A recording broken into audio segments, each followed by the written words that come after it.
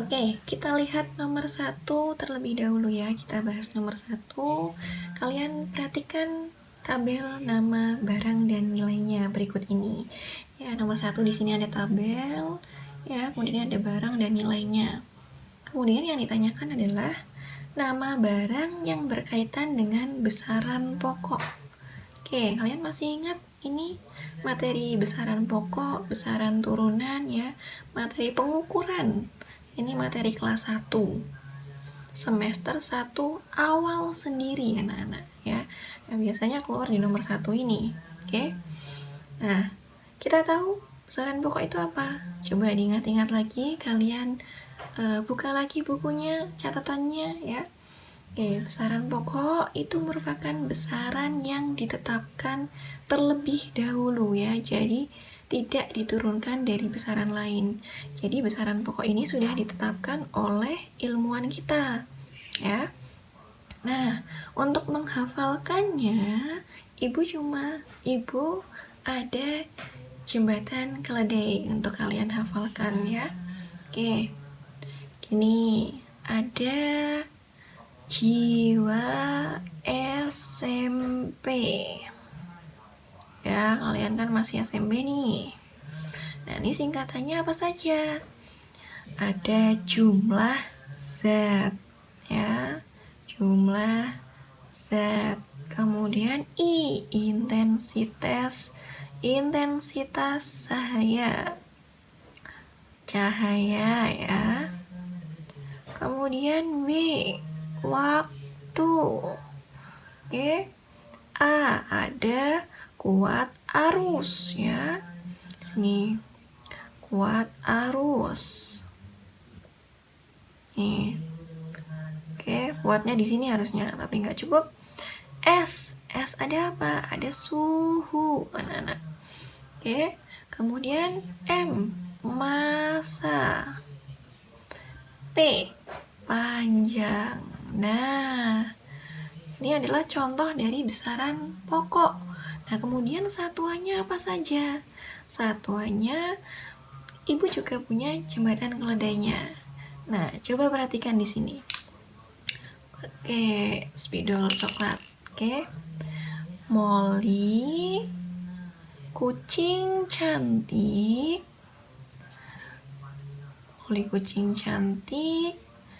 Samperin Kelvin ya, kaget gemeteran. Nah, gemeteran. Oke.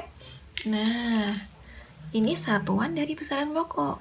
Mol itu satuan dari jumlah zat ya. Oke, kemudian kucing candela itu satuan dari intensitas cahaya. Oke, kemudian tik itu detik, satuannya waktu atau second ya. Nah, oke, kemudian samperin ampere ya, itu satuan dari kuat arus, ampere. Oke, suhu itu satuan internasionalnya adalah Kelvin. Oke, Kelvin. Nah, kaget kg, satuan dari massa. Kemudian gemeteran meter. Nah, ini satuan dari panjang. Ini satuan internasional ya. Nah, kita sudah tahu nih. Contoh dari besaran pokok ada jumlah zat, intensitas cahaya, waktu, kuat arus, suhu, massa, dan panjang. Satuannya juga bisa kalian hafalkan dengan jembatan keledai ini. Ya. Molly, kucing cantik, samperin Kelvin, kaget gemeteran. Ini sudah urut dengan jiwa SMP tadi. Oke. Nah, kita sudah tahu nih satuan-satuan ini. Nah, kemudian kita cek lagi di soal. Coba. Nama barang yang berkaitan dengan besaran pokok. Kita cek satu persatu. Beras itu ada nilainya 4 kg. Oke, satuannya di sini kilogram. Dia masuk ke besaran pokok? Iya, ya. Nih, massa. Oke. Kemudian sentimeter. Ya, kita lewatin dulu sentimeter. Kemudian minyak 150 ml. Nah, mililiter ini merupakan besaran turunan dari besaran volume, ya. Jadi mililiter ini merupakan satuan dari besaran volume. Oke. Ada kilometer, kemudian ada hektoliter, kiloliter maksud Ibu tadi, mohon maaf. Ada dekaliter, ya, ini adalah satuan dari besaran volume. Oke, kemudian berarti ini besaran pokok bukan? Bukan, ya. Kemudian meter per second, besaran pokok bukan? Bukan. Nah, ini adalah besaran turunan. Ya, nanti kita bahas besaran turunan itu apa. Besaran turunan merupakan besaran yang satuannya itu diturunkan dari besaran pokok. Contoh, ini ya, di sini ya. Kelihatan tidak? Kelihatan ya. Besaran turunan. Oke. Oh, agak terlihat kelihatan. Nah, ke sini ya. Besaran turunan. Nah, tadi apa besaran turunan? Besaran yang diturunkan dari besaran pokok, ya. Contohnya misal luas. Luas itu kalian tahu nggak? Rumusnya adalah panjang kali lebar, ya kan? Nah, satuan panjang itu adalah meter, satuan lebar juga meter. Nah, berarti satuan dari luas itu adalah meter kuadrat, ya. Nah, inilah yang dinamakan dengan besaran turunan. Oke, misal ada massa jenis. Nah, massa jenis rumusnya apa? Rho sama dengan love. Benar nggak? Iya. Love kamu bagi 2, jadi massa dibagi volume. Nah, ini adalah rumus dari massa jenis. Ya, rho sama dengan massa dibagi volume.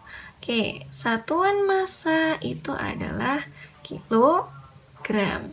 Satuan volume itu adalah meter kubik.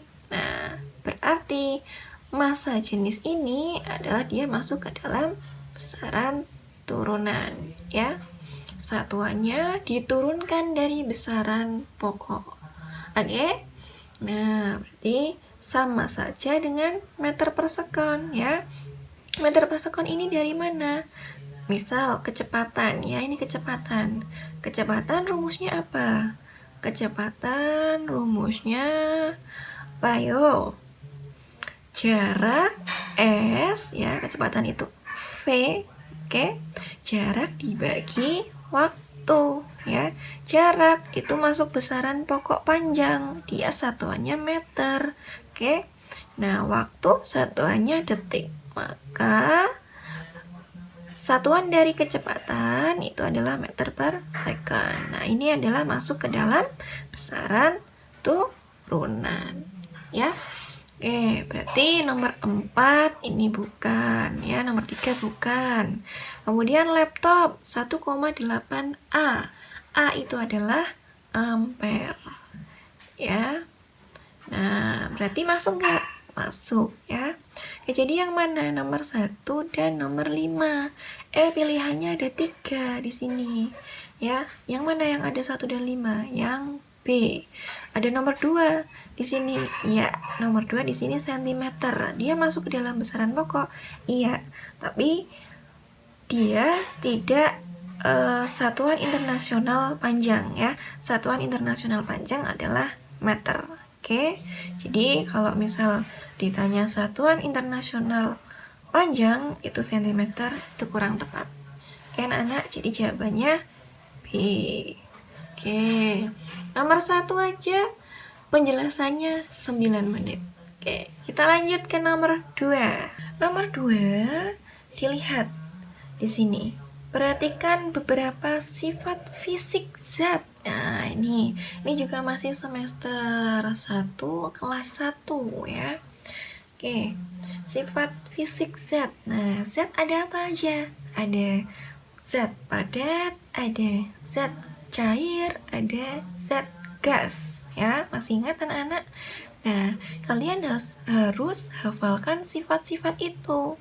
Sifat-sifat dari zat padat, zat cair, dan zat gas. Oke, kemudian kita langsung lihat yang ditanyakan adalah sifat fisik batu. Batu itu kira-kira cair, padat, atau gas? Ya, dia padat ya anak-anak ya. Ini berarti kita cari tahu dulu sifat-sifat zat padat itu apa saja. Oke, dilihat dari mana aja. Misal dari bentuknya, bentuk. Oke, kemudian dari volumenya. Kemudian dari jarak antar partikelnya. Ya, antar partikel. Oke. Nah, kemudian ada gerakan partikelnya. Gerakan partikel ya. Dan masih banyak lagi. Ada massa jenisnya bagaimana ya.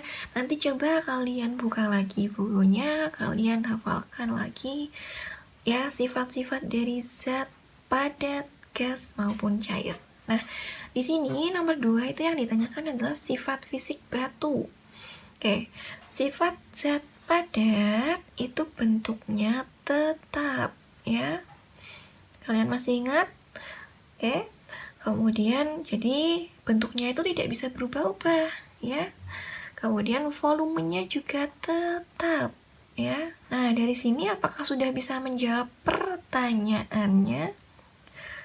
Iya, coba. Bentuk dan volumenya tetap, berarti nomor 1 betul. Nomor 3, bentuknya berubah, volumenya tetap. Nomor 3 salah. Ya. Nomor 5, bentuk dan volumenya berubah. Jelas salah.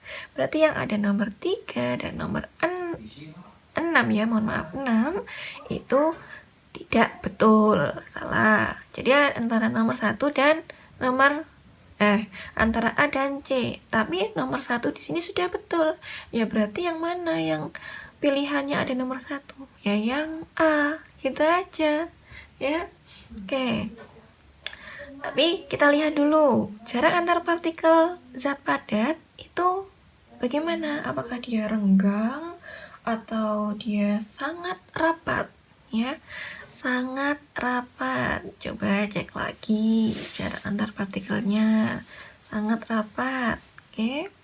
Nah, gerakan partikelnya ini tidak dapat bergerak bebas ya.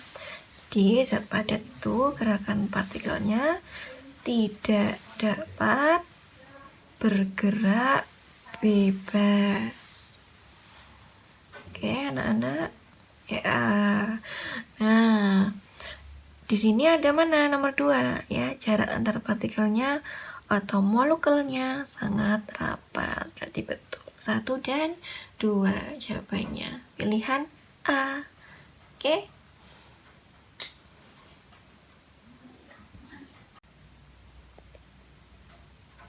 Oke, kemudian kita lanjutkan nomor 3, anak-anak. Nomor 3 ya. Kita lihat nomor 3, pertanyaannya. Perhatikan peristiwa perubahan wujud ya. Di sini ada perubahan wujud. Kemudian ada nomor 1 itu memanaskan air hingga mendidih.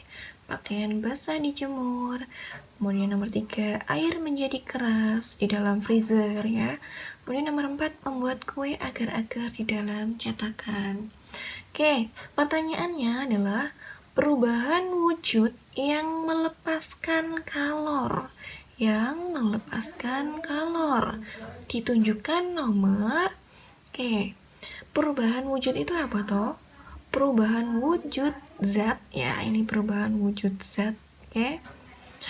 Nah, ini adalah perubahan termodinamika dari satu fase benda ke keadaan wujud zat yang lain. Ya. Nah, apa saja? Kalian masih ingat segitiga ini, anak-anak? Segitiga Misal di sini ada zat cair, ya. Kemudian ini padat.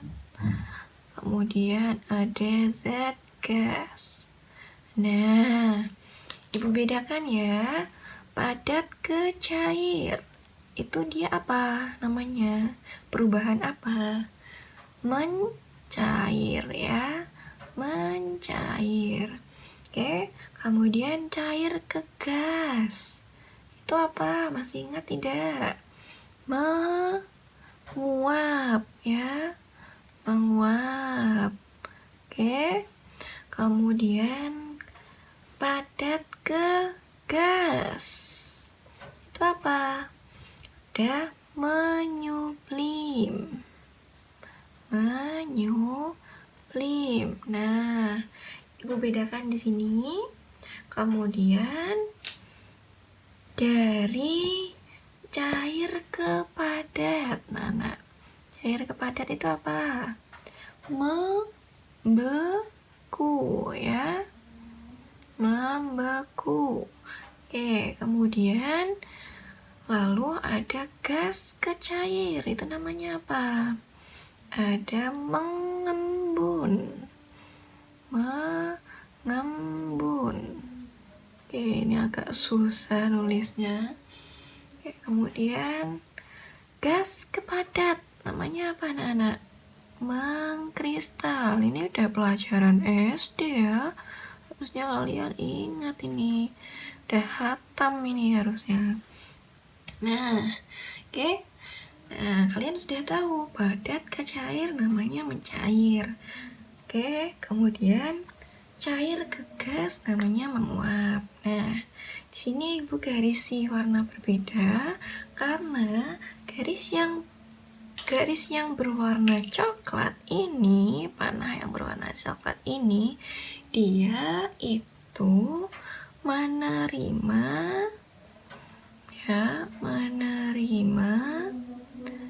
atau membutuhkan kalor. Oke, membutuhkan kalor. Nah, kemudian yang garis berwarna hijau itu dia melepaskan kalor, anak-anak ya, melepaskan kalor. Nah, kalor itu apa toh? Kalor itu adalah energi panas yang berpindah dari benda yang bersuhu lebih tinggi ke benda yang bersuhu lebih rendah ya. Nah, berarti ini sudah bisa menjawab nomor 3 belum? Oke, nomor 3 ini dijelaskan, pertanyaannya adalah perubahan wujud yang melepaskan kalor. Oke, berarti yang mana yang melepaskan kalor? Ada membeku, ada mengembun, ada mengkristal. Ya, yang mana contoh dari perubahan wujud zat membeku? Nomor 3 ya. Air menjadi keras di dalam freezer kulkas, dia membeku. Oke, berarti dia melepaskan kalor. Kemudian membuat kue agar-agar di dalam cetakan ya. Kalau membuat kue agar-agar itu dari mana? Dari cair ke padat. Berarti dia membeku juga. Kok dari cair ke padat? Iya betul, dari cair ke padat ya. Berarti dia membeku juga. Nah, berarti sudah ketemu nih jawabannya. Nomor 3 dan nomor 4 ya. Memanaskan air hingga mendidih. Ya, ini berarti kan menguap nanti ketika mendidih ya. Cair ke gas, berarti dia menerima atau membutuhkan kalor ya. Berarti dia tidak melepaskan kalor. Oke, pakaian basah dijemur di terik matahari hingga kering. Ya, ini sama juga menguap ya. Oke, bisa dipahami ya anak-anak ya, nomor 3. Oke, sip. Oke, kita lanjutkan nomor 4 ya. Kita baca soalnya. Zat X berwujud padat pada suhu 30 derajat Celcius. Ya, 30 derajat Celcius di mana anak-anak? Di sini ya, di titik A ini kan. 30 derajat Celcius. Dia berwujud padat. Nah, kita tulis padat. Oke. Kemudian berikut ini adalah grafik pemanasan ZX. Ya. Kayak kira-kira apa tuh barangnya atau bendanya si ZX ini? Kita anggap saja dia adalah S, ya. Nah, kemudian di titik 60 derajat Celcius, ya, ketika benda padat ini dipanaskan hingga titik leburnya itu di sini, anak-anak, lebur, ya, di sini. Oke, maka akan berubah wujud menjadi cair, ya. Nah, di sini maka akan berubah menjadi cair. Oke, lalu ketika benda cair dipanaskan lagi, ya, maka akan berubah wujud menjadi gas atau uap, ya. Di sini berarti uap atau gas, ya. Oke.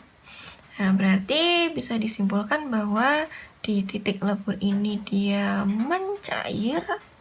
Oke. Kemudian di titik D ini dia menguap. Oke. Nah, dari A ke B ini dia masih padat bentuknya, kemudian dipanaskan, lalu ketemu di titik leburnya, ya. Titik lebur itu yang mana? Untuk menentukan titik lebur ataupun titik didih ini, ya, di sini titik didih, ya. Titik didih itu dapat dilihat dari grafik yang menunjukkan suhunya stabil. Kan ini 60 tak, suhunya stabil. Datar ya suhunya. Tidak ada kenaikan dan penurunan suhu. Jadi suhunya stabil 60 derajat Celcius di titik leburnya. Di titik didihnya ada 110 derajat Celcius. Oke, dilihat dari grafiknya yang stabil atau garis lurus, anak-anak. Ya, jadi tidak ada perubahan suhu di sini, ya, tidak ada kenaikan maupun penurunan suhu dalam beberapa waktu. Oke, nah jadi ini sudah bisa menjawab belum? Nah, kita lihat pernyataan berikut yang benar tentang diagram di atas adalah, pilihan A, titik lebur ZX adalah 60 derajat Celcius. Betul? Betul, ya, di 60 derajat Celcius. Pada suhu 100 derajat Celcius, ZX dalam wujud cair. Betul? Betul, ya. Di sini nih masih 100 derajat. Kalau kita luruskan, itu masih dalam bentuk cair, ya. C gede masih dalam bentuk cair. Kalau sudah 110, dia dalam bentuk uap atau gas. Nah, berarti pilihan A betul tidak? Betul, ya. Jadi jawabannya adalah A.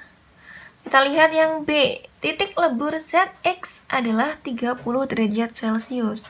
Kurang tepat ya. Tadi Ibu bilang untuk menentukan titik didih atau titik leburnya itu dapat dilihat dari grafik yang menunjukkan suhunya stabil, ya. Berarti grafik yang lurus.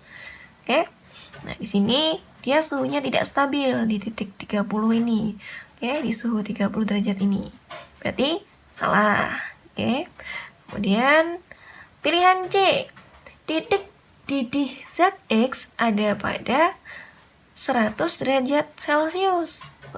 Betulkah? Kurang tepat, ya. Tadi Ibu sudah jelaskan lagi. Untuk mencari titik lebur ataupun titik didih, dilihat yang garis lurus atau suhunya stabil. Berarti kurang tepat. Kemudian yang D. Titik didih ZX adalah 110 derajat Celcius. Betul, ya. Dan pada suhu 50 derajat Celcius, ZX dalam wujud cair? Belum ya. Dia masih dalam wujud padat. Di sini 30 sampai 60 dia masih dalam wujud padat. Sampai akhirnya ada titik lebur, dia berubah menjadi wujud cair. Oke. Jadi ini kurang tepat ya. Di pilihannya A. Oke, bisa dipahami anak-anak? Oke, setelah ini kita akan bahas 1, 2, 3, 4 ya di awal ini. Nah, nanti coba kalian kerjakan contoh soal ASPD tahun lalu. Ada 4 nomor yang soalnya mirip dengan ini. Nah, nanti Ibu ingin tahu. Tadi ya lanjutan nomor 4 ya, sebelum Ibu berikan soal ke kalian. Nah, kalor itu tadi ada yang contoh soalnya seperti nomor 4 ya, dalam bentuk pernyataan, ada grafik seperti itu. Nah, di sini Ibu berikan contoh nomor 3 di sini ya. Ini adalah contoh soal tryout assessment ASPD, asesmen standar pendidikan daerah tahun lalu, putaran 1 ya. Nomor 3 ini juga masih tentang kalor. Nah, ini bentuknya soalnya dalam perhitungan anak-anak. Oke, kita lihat soalnya. Kalor yang diperlukan untuk melebur aluminium sebesar 2015 kJ. Jika kalor lebur aluminium itu ada 4,03 kali 10 pangkat min kali 10 pangkat 5 Joule per kilogram, massa aluminium yang dilebur sebanyak. Nah, berarti yang dicari adalah massanya. Kita tulis dulu yang diketahui. Kalor, lambangnya Ki ya.